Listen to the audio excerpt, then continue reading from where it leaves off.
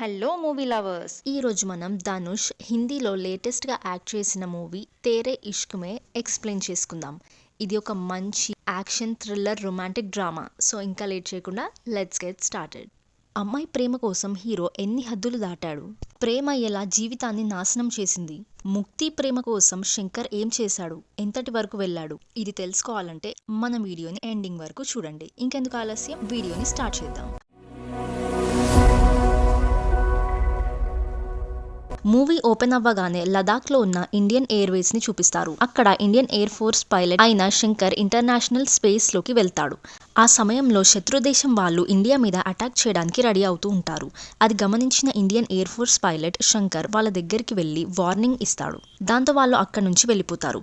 కానీ ఎప్పుడైతే శంకర్ రిటర్న్ కిందకి వస్తాడో అక్కడున్న అధికారి శంకర్ని చూసి, అసలు నువ్వు నా ఆర్డర్స్ని ఫాలో అవ్వట్లేదు, నీకు పర్మిషన్ లేకుండానే ఆ ప్లేస్కి ఎందుకు వెళ్ళావు, నిన్ను సస్పెండ్ చేయాలనుకుంటున్నాను, కానీ నువ్వు one of the best pilots కాబట్టి వార్నింగ్ ఇస్తున్నాను, మళ్ళీ ఫ్లైట్ ఎక్కాలంటే కన్సల్టెంట్ డాక్టర్ దగ్గర యాంగర్ కంట్రోల్ సర్టిఫికేట్ తెచ్చుకోవాలి అని అంటాడు.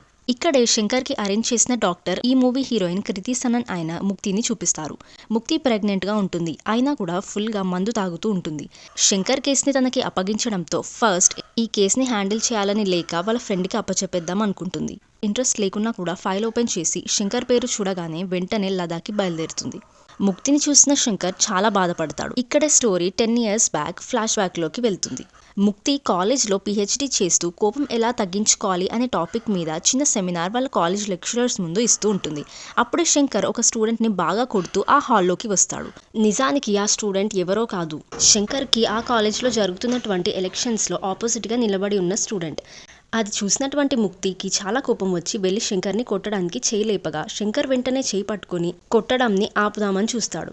మళ్ళీ అనుకుంటాడు, ఇంత అందమైన అమ్మాయి చేతి దెబ్బలు తినొచ్చు అని చెప్పేసి ముక్తి చేతితో తనను తానే కొట్టించుకుంటాడు. అది చూసి ముక్తి లైట్ గా ఇంప్రెస్ అవుతుంది. సరిగ్గా అదే సమయానికి పోలీసులు వచ్చి శంకర్ని తీసుకొని వెళ్ళిపోతారు. కట్ చేస్తే శంకర్ ఫ్రెండ్ అయిన వేద్ స్టేషన్కి వెళ్ళి శంకర్ని రిలీజ్ చేయించి ఇంటికి తీసుకొని వస్తాడు. నిజానికి శంకర్ స్టేషన్కి వెళ్ళిన ప్రతిసారి కూడా వాళ్ళ నాన్నే రిలీజ్ తీసుకొని వస్తాడు. ఈసారి శంకర్ ఫాదర్ స్టేషన్కి వెళ్ళడు. ఎందుకంటే నా కొడుకుకి ఇప్పటికైనా బుద్ధి రావాలి అని అనుకొని వెళ్లకుండా ఉంటాడు. ఇంకా అలా స్టేషన్ నుంచి ఇంటికి వచ్చిన శంకర్ వాళ్ళ నాన్నతో మాట్లాడుతూ ఉండగా అప్పుడే అక్కడికి ముక్తి వస్తుంది. తన శంకర్తో మాట్లాడుతూ, కోపాన్ని ఎలా తగ్గిస్తారు అనే ఒక సబ్జెక్ట్ గురించి నేను రీసెర్చ్ చేస్తున్నాను, మీరు నాకు ఒక ఛాన్స్ ఇస్తే మీ మీద ఎక్స్పెరిమెంట్స్ చేసి మీ కోపాన్ని తగ్గించి నార్మల్ మనిషిలా చేస్తాను అని అంటుంది. దానికి శంకర్ ఇలా రిప్లై ఇస్తాడు, నేను నీ మాట వినాలి అంటే నువ్వు నా గర్ల్ ఫ్రెండ్ అయినా వైఫ్ అయినా అయ్యి ఉండాలి, కానీ నేనెందుకు నీ మాట వినాలి, వెళ్ళిపో ఇక్కడి నుంచి అని అంటాడు. అది విన్న ముక్తికి కూడా కోపం వచ్చి ఇది లైఫ్లో ఎప్పటికీ జరగదు అని అనుకొని ఇంకా అక్కడి నుంచి వెళ్ళిపోతుంది. కట్ చేస్తే నెక్స్ట్ డే కాలేజ్లో న్యూ లెక్చరర్ జస్టిస్ అనే అతను వస్తాడు. అతనితో ముక్తి మాట్లాడుతూ ఉండగా కాలేజ్లో ఉన్న కపుల్స్ మీదకి ఎవరో రాకెట్స్ విసురుతూ ఉంటారు. అది చూసి వెంటనే ముక్తి అక్కడికి వెళ్తుంది. అక్కడ తెలుస్తుంది శంకరే ఇలా అందరి మీద రాకెట్స్ వేస్తూ ఉన్నాడని. సో తన శంకర్ దగ్గరికి వెళ్ళి ఎందుకు ఇలా బిహేవ్ చేస్తున్నావు అని అడుగుతుంది. అప్పుడు శంకర్ ఇలా అంటాడు, నా భుజంపై తలపెట్టి ఎవ్వరూ ఇది మంచి ఇది చెడు అని చెప్పేవాళ్లే లేరు అని అంటాడు. అప్పుడు ముక్తి ఈ శంకర్ కోరుకున్నట్టుగానే అతనికి ప్రేమని ఇస్తే అతను మంచిగా మారుతాడేమో అనుకొని అప్పుడే ఇంకా ముక్తి శంకర్ని చూసి, నువ్వు చెప్పినట్టే నేను ప్రవర్తిస్తాను, మరి నువ్వు నా రీసెర్చ్ కి హెల్ప్ చేస్తావా అని అడుగుతుంది. ఇంకా దానికి శంకర్ కూడా ఒప్పుకుంటాడు. కట్ చేస్తే ఇప్పటి నుంచి వాళ్ళిద్దరూ క్లోజ్ గా అయ్యి ఒకళ్ళు తిరగడం స్టార్ట్ చేస్తూ ఉంటారు. కానీ ముక్తి మాత్రం అసలు శంకర్కి ఎందుకు ఇలా ఎంత కోపం వస్తుంది, అతని బ్యాక్గ్రౌండ్ ఏంటి, చైల్డ్హుడ్ ఎలా ఉంది, ఇవన్నీ తెలుసుకోవడానికి ట్రై చేస్తూ ఉంటుంది. ఇంకా ఇలానే కొన్ని రోజులు గడిచిపోయాక ముక్తి శంకర్ని తీసుకుని వాళ్ళ ప్రొఫెసర్ దగ్గరికి వెళ్ళి, చూడండి సార్, శంకర్ ఇప్పుడు కంప్లీట్గా మారిపోయాడు, అతనికి కోపమే రావడం లేదు అని చెప్పేసి అంటుంది. అతని కోపాన్ని కూడా బాగా తగ్గించుకున్నాడు అని చెప్తుంది. సరిగ్గా అదే సమయానికి శంకర్కి వేద కాల్ చేసి, నేను కాలేజ్కి వచ్చే దారిలో ఒక చిన్న యాక్సిడెంట్ అయింది, ఆపోజిట్లో వస్తున్న ఆ డ్రైవర్ నాతో గొడవ చేస్తున్నాడు అంటాడు. ఇంకా ఇది విన్న శంకర్కి ఫుల్గా కోపం వచ్చి అక్కడి నుంచి నేరుగా యాక్సిడెంట్ అయిన ప్లేస్కి వెళ్ళిపోయి ఆ డ్రైవర్ అండ్ మనుషులతో గొడవ పడుతూ ఉంటాడు. అది తెలుసుకున్న ముక్తి వెంటనే అక్కడికి వెళ్తుంది. శంకర్ని ఆ డ్రైవర్ని కొట్టకుండా ఆపడానికి ట్రై చేస్తూ ఉంటుంది. అప్పుడు శంకర్, ఇంకా నేను ఇలా మంచివాడిలా ఉండటం నా వల్ల కాదు అని చెప్పేస్తాడు. ఇలా ఉంటే చాలా బోరింగ్గా ఉంది, నేను ఇంకా ఇలా ఉండలేను అని చెప్తాడు. నేను వాడిని కొట్టడం ఆపాలంటే నాకు ఏదైనా కొత్తగా కావాలి, నాకు ఫన్ కావాలి అంటాడు. ఇంకా అప్పుడే ముక్తికి అర్థమవుతుంది అతను ఏదో ఎక్స్పెక్ట్ చేస్తున్నాడు అని. సో నువ్వు ఈ డ్రైవర్ని కొట్టడం ఆపేస్తే నువ్వు కోరుకున్నది నేను నీకు ఇస్తాను అని ముక్తి అంటుంది. ఇంకా శంకర్ కూడా ముక్తి మాటలు వినేసి అతన్ని కొట్టడం ఆపేసి తిరిగి ఆ డ్రైవర్తోనే ఒక చెంపదెబ్బని కొట్టించుకుంటాడు. ఈ జరుగుతున్న సీన్ దగ్గరికి ముక్తి ప్రొఫెసర్ కూడా వచ్చి ఇదంతా చూస్తాడు. ఇంకా ఇదంతా కూడా ప్రొఫెసర్ చూసి నిజంగానే శంకర్ అతని కోపాన్ని తగ్గించుకున్నాడు అనుకుంటాడు. కట్ చేస్తే ముక్తి శంకర్ని ఒక హోటల్ రూమ్లోకి తీసుకెళ్లి ఇక్కడ మనం క్లోజ్ అవ్వచ్చు అని అంటుంది. అది వినగానే శంకర్ బాగా ఫీల్ అవుతాడు. ఎందుకంటే శంకర్ ముక్తిని రియల్ గా ప్రేమిస్తూ ఉంటాడు. ఇంకా ముక్తికి ఇష్టం లేకుండా తనని టచ్ కూడా చేయొద్దు అనుకుని అక్కడి నుంచి వెళ్ళిపోతాడు. ఇది గమనించిన ముక్తి కూడా స్లైట్ గా అతని మీద ఇంప్రెస్ అవుతుంది. దీని తర్వాత నుంచి వాళ్ళిద్దరూ కలిసి వర్క్ చేస్తారు. ఇంకా ఫైనల్ గా ముక్తి తన ప్రాజెక్ట్ ని ఫినిష్ చేసుకుంటుంది. ఇంకా ఫైనల్ గా ఆ ప్రాజెక్ట్ పై ప్రొఫెసర్ సంతకం కూడా పెడతాడు. దాంతో ముక్తి చాలా హ్యాపీగా ఫీల్ అవుతుంది. ఇంకా తనకి సర్టిఫికెట్ కూడా రావడంతో తన చాలా హ్యాపీగా వెళ్ళి శంకర్ ని హగ్ చేసుకుంటుంది. ఇప్పుడే శంకర్ తన మదర్ గురించి చెప్పడం స్టార్ట్ చేస్తాడు. నేను చిన్నతనంలో స్కూల్ నుంచి ఇంటికి తిరిగి వచ్చేసరికి మా అమ్మ చనిపోయి ఉంది. నిజానికి మా అమ్మ ఒక అమ్మాయిని కాపాడుతూ మంటల్లో చిక్కుకొని చనిపోయింది. అప్పటి నుంచి మా అమ్మ చనిపోయిన విషయమే నాకు గుర్తు వచ్చి నేను ఇలా కోపంగా ఉంటాను అని తన అంతా కూడా ముక్తితో చెప్పుకుంటూ ఉంటాడు. ఇదంతా వింటున్న ముక్తి కూడా శంకర్ పై చాలా బాధగా ఫీల్ అవుతుంది. మళ్ళీ నువ్వు నా లైఫ్ లోకి వచ్చిన తర్వాతే నేను ఇంత హ్యాపీగా ఉన్నాను. నీతో స్పెండ్ చేసిన ప్రతి మూమెంట్లో కూడా నేను హ్యాపీగా ఉన్నాను. అందుకే లైఫ్ లాంగ్ కూడా నీతోనే ఉండాలనుకుంటున్నాను ముక్తి అని చెప్తూ ఉంటాడు. ఇదంతా వింటున్న ముక్తి బాధపడుతూ ఉండగా సరిగ్గా అదే సమయానికి అక్కడికి అబీర్ వస్తాడు. అబీర్ వచ్చి ముక్తిని పిలవగానే తన పరిగెత్తుకుంటూ వెళ్లి అబీర్ని హగ్ చేసుకుంటుంది. ముక్తి ఈ విధంగా శంకర్ ముందే అబీర్ని హగ్ చేసుకోవడం చూసి శంకర్ బాగా ఫీల్ అవుతాడు. నేను ముక్తిని ఇంతలా ప్రేమించాను, కానీ నా కళ్ళ ముందే తన వేరే వాడితో వెళ్ళిపోయింది అని ఆలోచిస్తూ శంకర్ చాలా బాధగా ఫీల్ అయ్యి ఏడుస్తాడు. ఆ తర్వాత శంకర్ వెంటనే తన ఫ్రెండ్స్ దగ్గరికి వెళ్ళి మందు తాగుతూ బాధపడుతూ ఉన్న సమయంలో శంకర్ ఫ్రెండ్ శంకర్ని చూసి ఈ ముక్తి ఫాదర్ మరియు అబీర్ ఫాదర్ ఇద్దరు కూడా బెస్ట్ ఫ్రెండ్స్, వాళ్ళిద్దరూ కలిసి ముక్తి మరియు అబీర్ పెళ్లి చేయాలనుకుంటున్నారు అని అంటాడు. ఆ మాటలు విన్న శంకర్ చాలా బాధపడి ప్రజెంట్ ఒక పబ్లో ముక్తి అండ్ అబీర్ ఉన్నారు అన్న విషయం తెలుసుకొని వెంటనే అక్కడికి బయలుదేరుతాడు. ఆ సమయంలో పబ్లో ఉన్న ముక్తి అబీర్ని చూసి నేను ఇప్పుడే PhD కంప్లీట్ చేశాను, నాకు ఇప్పుడే పెళ్లి చేసుకోవాలని లేదు, మనం కొన్ని రోజులు బెస్ట్ ఫ్రెండ్స్ లాగా ఉందాము అని అంటుంది. సరిగ్గా అదే సమయంలో శంకర్ అక్కడికి వెళ్ళి కొంత పెట్రోల్ని తీసుకొని వెళ్ళి అబీర్ మీద మరియు తన మీద ఇద్దరి మీద పోసేసుకొని ముక్తిని చూసి నువ్వు అబీర్ని ప్రేమిస్తే నన్ను తగలబెట్టు, లేదా నన్ను ప్రేమిస్తే వాడిని తగలబెట్టు అని చెప్పేసి అంటాడు. ఆ మాటలు విన్న ముక్తి చాలా బాధపడి ఏడుస్తూ ఉంటుంది. ఆ తర్వాత ముక్తి వెంటనే శంకర్ వాళ్ళ ఇంటి దగ్గరికి వెళ్తుంది. ఆ సమయంలో శంకర్ అండ్ తన ఫ్రెండ్ మరియు వాళ్ళ నాన్న ముగ్గురు కలిసి భోజనం చేస్తూ ఉంటాడు. అప్పుడు ముక్తి వెంటనే అక్కడ ఉన్నటువంటి శంకర్ని చూసి నేను నీ ఫీలింగ్స్ని సరిగా అర్థం చేసుకోలేకపోయాను, కేవలం నేను నా వర్క్ ప్రాజెక్ట్ ఇవన్నీ ఫినిష్ చేసుకోవడం కోసమే నీతో పాటు తిరిగాను, కానీ ఈ విషయంని నేను తెలుసుకోలేకపోయాను. నేను నిన్ను బాధ పెట్టాలని అనుకోలేదు, కానీ నన్ను క్షమించు. రేపు మా ఇంటికి వచ్చేసి మా ఫాదర్తో ఒకసారి మాట్లాడు అని చెప్పేసి అక్కడి నుంచి వెళ్ళిపోతుంది. ఆ మాటలు విన్న శంకర్ చాలా ఆనందపడి నెక్స్ట్ డే శంకర్ అండ్ వాళ్ళ ఫాదర్ ఇద్దరు బాగా షాపింగ్ చేసి ఇంకా నెక్స్ట్ డే ముక్తి వాళ్ళ ఫాదర్ని కలవడానికి శంకర్ ముక్తి ఇంటికి వెళ్తాడు. ఇక్కడే మనకి తెలిసేది ఏంటంటే ముక్తి ఫాదర్ అయిన యశ్వంత్ ఒక IAS ఆఫీసర్ అని తెలుస్తుంది. తను వెంటనే శంకర్ని చూసి అసలు నువ్వు బ్రతకడానికే డబ్బులు లేవు, ఏ విధంగా సంపాదిస్తున్నావు అని అడుగుతాడు. ఆ మాటలు విన్న శంకర్ ఒక్కసారిగా సైలెంట్గా అయిపోతాడు. ఎందుకంటే తను ప్రజెంట్ ఏం పని చేయట్లేడు కాబట్టి నేను ఇప్పుడు ఏం చేయట్లేను అని అంటాడు. అప్పుడు యశ్వంత్ మళ్ళీ శంకర్ని చూసి నీలాంటి పని పాట లేని వాళ్ళని నా కూతురికి ఇచ్చి నేను ఎలా పెళ్లి చేయను, అసలు నేను నీతో మాట్లాడాలంటేనే నువ్వు కనీసం నా స్థాయికి రావాలి, యశ్వంత్ స్థాయిలోకి రావాలంటే అతను IAS ఆఫీసర్ కావాలి. కానీ శంకర్కి IAS ఆఫీసర్ ఎలా అవుతారో కూడా తెలీదు. అదే విషయాన్ని యశ్వంత్ని అడగ్గా అతను ఫస్ట్ నువ్వు UPSC ఎగ్జామ్స్ని క్లియర్ చేయాలి అని అంటాడు. ఇంకా శంకర్ బాధ మరియు కోపంతో ఈ ఛాలెంజ్ని యాక్సెప్ట్ చేసి ముక్తిని చూసి నేను UPSC ఎగ్జామ్స్ క్లియర్ చేసేంత వరకు నేను నీకు కాల్ కూడా చేయను, ఎలా అయినా ఎగ్జామ్స్ క్లియర్ చేశాకనే నేను నిన్ను కలుస్తాను అని చెప్పేసి అక్కడి నుంచి వెళ్ళిపోతాడు. జరిగిందంతా శంకర్ వాళ్ళ నాన్నతో అండ్ వేద్తో చెప్పి ఎలా అయినా UPSC ఎగ్జామ్స్ క్లియర్ చేస్తాను అని 3 సంవత్సరాలు ఎంతో కష్టపడి ఎగ్జామ్స్ని క్లియర్ కూడా చేస్తాడు. ఇలా UPSCని క్లియర్ చేశాడు అని తెలుసుకున్న శంకర్ ఫాదర్ చాలా హ్యాపీగా ఫీల్ అవుతాడు. ఇంకా వెంటనే శంకర్ ముక్తి వాళ్ళ ఇంటికి వెళ్దామని బయలుదేరుతాడు. ముక్తి వాళ్ళ ఇంటికి వెళ్ళగా శంకర్ ఒక్కసారిగా షాక్ అయిపోతాడు. ఎందుకంటే ఆ సమయంలోనే నిజానికి ముక్తి జస్టిస్ అనే వ్యక్తితో మ్యారేజ్ చేసుకోవడానికి ఎంగేజ్మెంట్ పార్టీలో ఉంటుంది. వాళ్ళిద్దరికి ఎంగేజ్మెంట్ జరుగుతుంది అన్న విషయంని తెలుసుకొని శంకర్ చాలా షాక్ అయిపోతాడు. నిజానికి ఈ 3 సంవత్సరాలకు కూడా ముక్తి ఫ్రాన్స్‌కి వెళ్ళిపోయిన సమయంలో అక్కడే జస్టిస్ మళ్ళీ ముక్తిని కలిసి ఉంటాడు. అక్కడే ఇద్దరు కూడా ప్రేమించుకొని ఇప్పుడు పెళ్లి చేసుకోవడానికి ఎంగేజ్‌మెంట్ చేసుకుంటూ ఉంటారు. అది చూసినటువంటి శంకర్ చాలా బాధపడుతూ ఉంటాడు. ఇంకా శంకర్ వాళ్ళ ఫాదర్ శంకర్‌ని అక్కడి నుంచి తీసుకొని వెళ్ళిపోవడానికి ట్రై చేస్తాడు. కానీ శంకర్ మాత్రం అక్కడ ఉన్న డెకరేషన్స్ అండ్ ఎవ్రీథింగ్‌ని మంటల్లో తగలబెట్టేస్తాడు.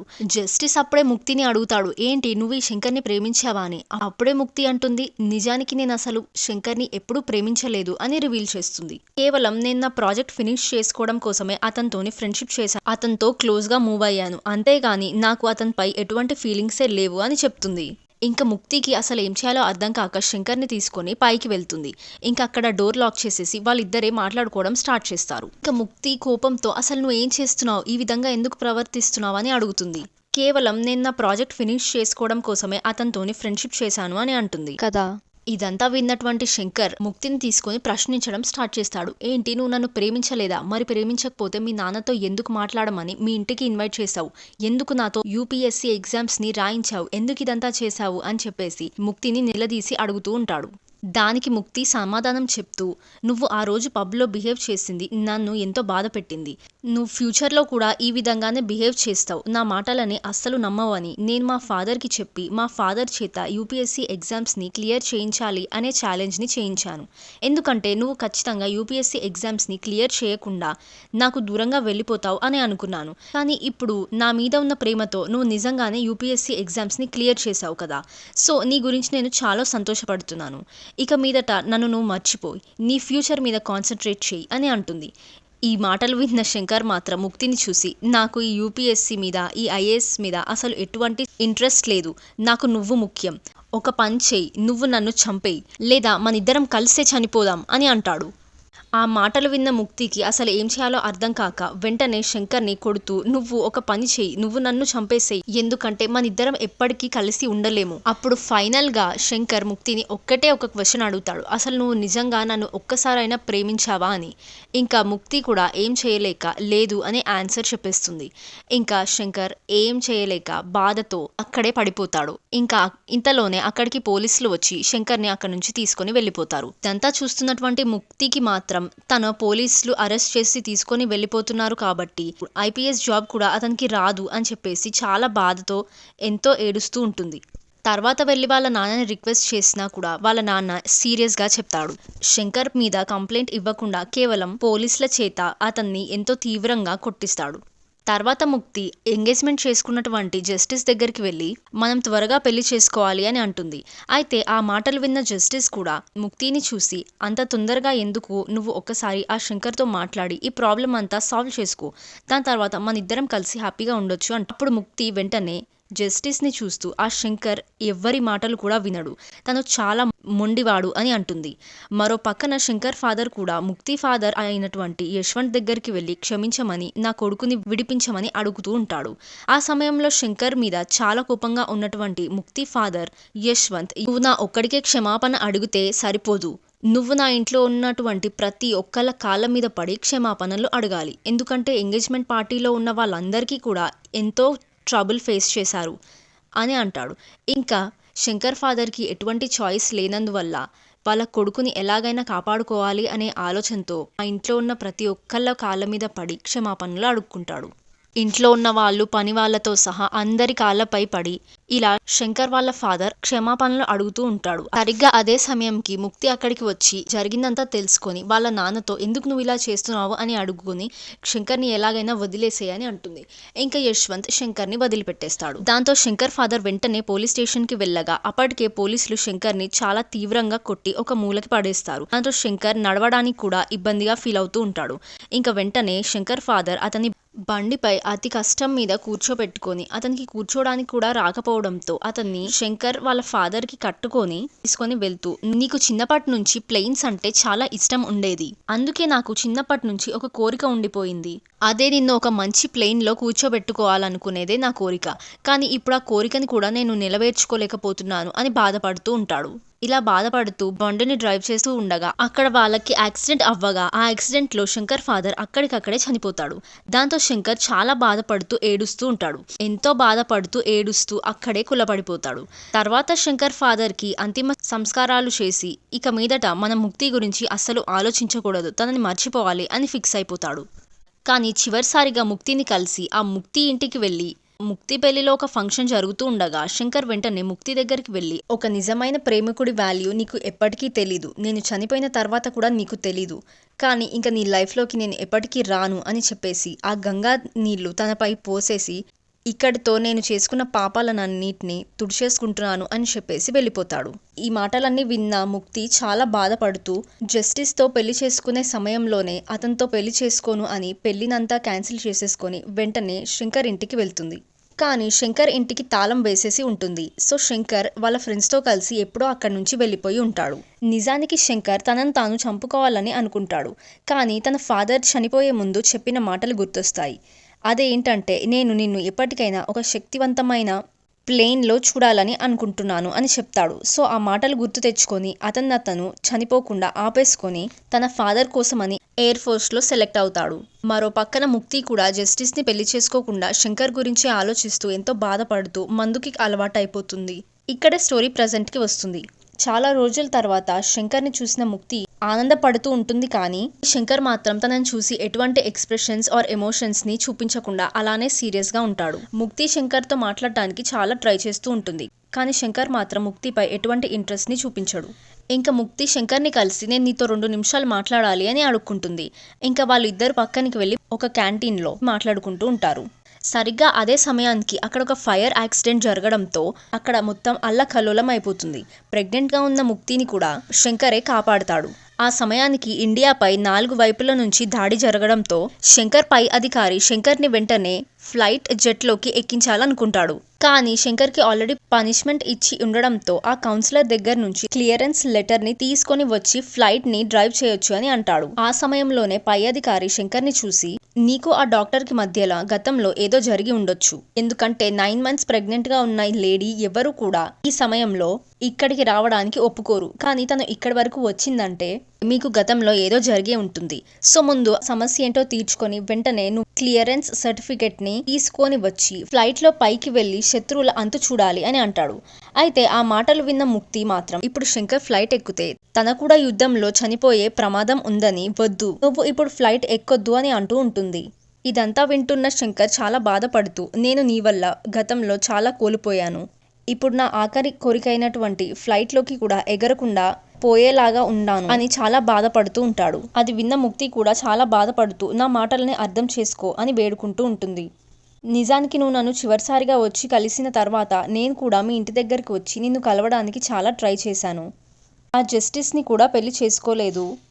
తర్వాత నీకోసమే వెతుకుతూ చాలా కాలం వరకు ట్రై చేశాను అని అంటుంది. కానీ నువ్వు నాకు ఎక్కడా కనిపించలేదు. చివరికి మా నాన్న నా దగ్గరికి వచ్చి ఎమోషనల్గా బ్లాక్మెయిల్ చేస్తూ నేను చనిపోతే నిన్ను ఎవరు చూస్తారు అని చాలా బాధపడ్డాడు. అందుకే నేను జస్టిస్ని మళ్ళీ తిరిగి పెళ్లి చేసుకున్నాను. ఇప్పుడు నేను చాలా తొందరలోనే చనిపోయే పరిస్థితి ఉంది. నువ్వు ఖచ్చితంగా నా కొడుకుని నీలాగే పెంచి ఇండియన్ ఆర్మీలోకి పంపించాలి. ఎందుకంటే జస్టిస్ కూడా ప్రజెంట్ ఇండియన్ ఆర్మీలోనే ఉన్నాడు. తను విదేశాల నుంచి వచ్చినటువంటి ఆ షిప్ వల్ల ఇప్పుడు ప్రమాదంలో ఉన్నాడు. తన ప్రాణాలు కూడా ఎంతో డేంజర్లో ఉన్నాయి అని అంటుంది. ఇదంతా విన్నటువంటి శంకర్ చాలా బాధపడుతూ, సరే ముక్తి, నువ్వు ఏం బాధపడకు, నీ కొడుకు ఎప్పటికీ ఒంటరివాడు కాదు, నేను ఉన్నా లేకపోయినా నీ కొడుకు కోసం తన ఫాదర్ అయినా ఖచ్చితంగా వస్తాడు అని చెప్పి ఆ క్లియరెన్స్ సర్టిఫికేట్ పై ముక్తి చేత సైన్ చేయించుకొని వెంటనే తన పై అధికారుల దగ్గరికి వెళ్తాడు. ఆ పేపర్స్ ని సబ్మిట్ చేసి వెంటనే ఫ్లైటర్ జెట్ లో ఫ్లై చేస్తాడు. అలా యుద్ధ విమానంలో పైకి వెళ్లి శత్రువులందరితో కూడా పోరాడుతూ ఉంటాడు. మరో పక్కన ముక్తి హస్బెండ్ అయినటువంటి జస్టిస్ ఉన్నటువంటి షిప్ ని శత్రువులు చుట్టుముట్టి ఆ షిప్ పైన తీవ్రమైన కాల్పులు జరుపుతూ ఉంటారు. అదే సమయంలో శంకర్ ఫ్లైట్ కి కూడా మంటలు అంటుకోవడంతో పై అధికారులు వెంటనే శంకర్ తో మాట్లాడుతూ, నువ్వు వెంటనే అక్కడి నుంచి కింద సముద్రంలోకి దూకేసి నీ ప్రాణాలని కాపాడుకో అని అంటూ ఉంటారు. కానీ శంకర్ మాత్రం అలా చేయడానికి వీల్లేదు. నేను ఆల్రెడీ ముక్తికి తన హస్బెండ్ అయినటువంటి జస్టిస్ ని కాపాడుతాను అని మాట ఇచ్చాను అని చెప్పి తన ఫ్లైట్ ని శత్రువుల షిప్ దగ్గరికి తీసుకొని వెళ్లి క్రాష్ ల్యాండ్ చేయడంతో ఆ షిప్ మొత్తం నాశనం అయిపోతుంది. ఆ పేలుడులో శంకర్ అక్కడికక్కడే చనిపోతాడు, కానీ జస్టిస్ మాత్రం ప్రాణాలతో బతుకుతాడు. మరో పక్కన ముక్తి కూడా ఒక కొడుకుకి జన్మనిచ్చి తన కూడా అక్కడికక్కడే చనిపోతుంది. ఇంకా ఇక్కడితో ఈ మూవీ అనేది ఎండ్ అవుతుంది. ఈ వీడియో మీకు నచ్చినట్టయితే లైక్ అండ్ షేర్ చేసి, ఇంకా మీరు ఏ మూవీస్ ఆర్ వెబ్ సిరీస్ వినాలనుకుంటున్నారో కామెంట్ చేయండి. ఇలాంటి మరిన్ని వీడియోస్ కోసం మన ఛానల్ని సబ్స్క్రైబ్ చేయడం మర్చిపోకండి. Thanks for watching. See you all in the next video. Bye.